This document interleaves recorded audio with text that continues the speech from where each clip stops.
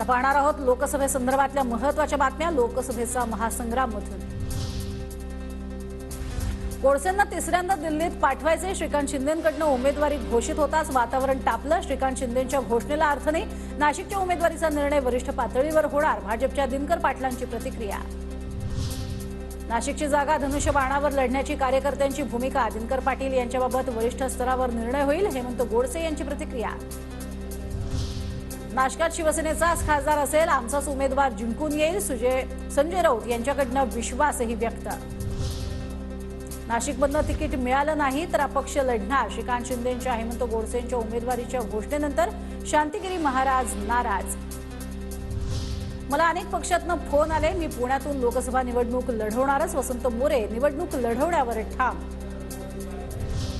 तर मनसे सोडल्यानंतर वसंत मोरेंना 3 पक्षांची ऑफर, संजय राऊतांचा फोन, तर राष्ट्रवादीच्या रुपाली पाटील आणि काँग्रेसच्या मोहन जोशी यांनीही मोरेंची भेट घेतली। मुंबईतील 3 विद्यमान खासदारांना डचू मिळण्याची शक्यता, मुंबईत भाजप 5ही जागा लढवणार तर 1 जागा शिंदे गटाला, ठाण्याची जागा शिंदे गटाला देण्याचा प्रस्ताव, सूत्रांची माहिती। मोहन जोशींकडून वसंत मोरेंना काँग्रेसमध्ये येण्याची ऑफर, प्रस्ताव पाहून कार्यकर्त्यांशी चर्चा करणार, अशी मोरेंची प्रतिक्रिया।